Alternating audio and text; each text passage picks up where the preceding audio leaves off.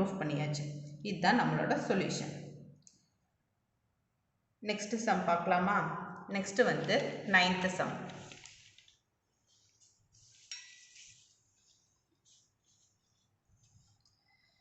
9th sum. If the function f is defined by இங்க கொடுத்திருக்காங்க f of x equal to x plus 2 எப்போ x greater than 1 இருக்கும்போது இந்த condition use பண்ணோம். Next 2 கொடுத்திருக்காங்க எப்போ -1 lesser than equal to x lesser than equal to 1. Next x minus 1 எப்போ இந்த யூஸ் பண்ணணும் -3 greater than x lesser than x lesser than -1.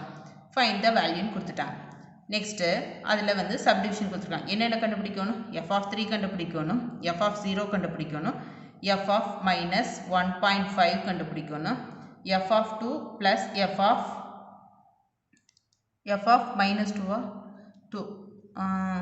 -2 கண்டுபிடிக்கணும். இப்போ இதை ஃபைண்ட் பண்ணலாம்.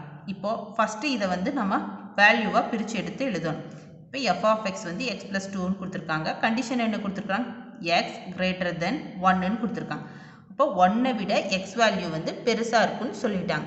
அப்போது 1 விட பெருசாக இருக்குன்னா என்னென்ன இருக்கும்? 2 3 4 5 எக்ஸெட்ராவாக போயிட்டுருக்குமா? அதை தான் நான் எழுதியிருக்கேன். 2 3 4 எக்ஸெட்ரான்னு நான் மென்ஷன் பண்ணியிருக்கேன். நெக்ஸ்ட்டு 2ன்னு கொடுத்துட்டாங்க. -1 lesser than x lesser than 1ன்னு சொல்லிட்டாங்க.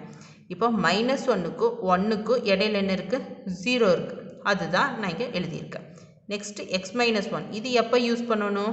-3 lesser than x lesser than -1. -3க்கும் -1க்கும் இடையில என்ன இருக்குது? -2 இருக்குது. அதை தான் நான் இங்கே எழுதியிருக்கேன். இங்கே ஈக்குவல் டு கொடுக்கல. ஸோ நான் ஈக்குவல் டு போடலை. இந்த வேல்யூஸ் ரெண்டையும் நான் எழுதக்கூடாது. அதுதான் நான் இங்கே எழுதியிருக்கேன். இப்போ சொல்யூஷன் ஃபைண்ட் பண்ணலாம். f3 கண்டுபிடிக்கணும். இங்கே இது என்ன ஃபார்மேட்டில் இருக்குது? f of x ஃபார்மேட்டில் இருக்குது. அப்போது நமக்கு 3னா இந்த 3 வந்து எதுக்குள்ளே வருது? x plus 2 இதுக்குள்ளே வருதா? இங்கே தானே 3 இருக்குது. ஸோ இந்த ஈக்குவேஷன் தான் இந்த ஈக்குவேஷனில் தான் நம்ம இதை அப்ளை பண்ணி கண்டுபிடிக்க போகிறோம்.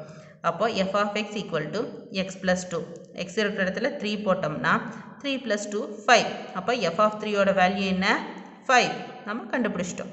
நெக்ஸ்ட்டு f of 0 எந்த ஈக்குவேஷனில் இருக்குது? 2ல் இருக்குது. அப்போது f of 0 வந்து 2ன்னு நம்ம டைரெக்டாக எழுதிக்கலாம்.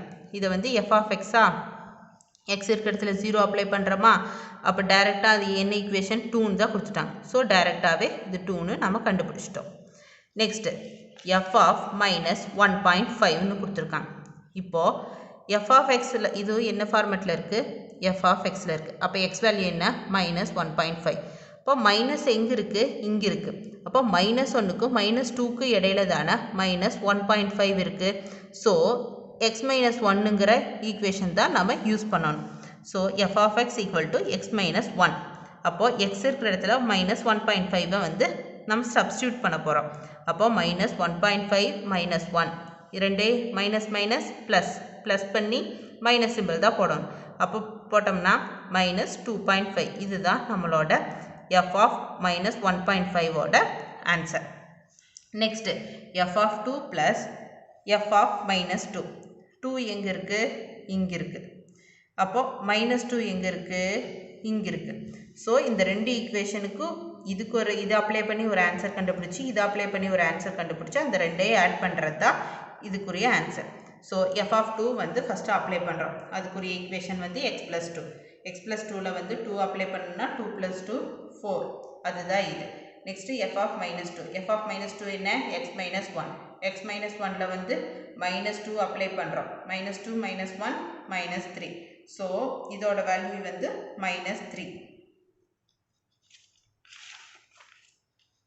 f of 2 plus f of -2 என்ன? 4 plus -3. இப்போ 4 -3 என்ன? 1. இதுதான் இதோட ஆன்சர். ஸோ ஃபைனலாக நம்ம வந்து சேர்த்து எழுதிக்கலாம். f of 3 equal to 5, f of 0 equal to 2, f of -1.5 equal to 2.5, f of 2 plus f of 2 -2 equal to 1. இதுதான் நம்மளோட ஃபைனல் ஆன்சர். அதை நான் செப்பரேட்டாக எடுத்து எழுதியிருக்கேன். நெக்ஸ்ட்டு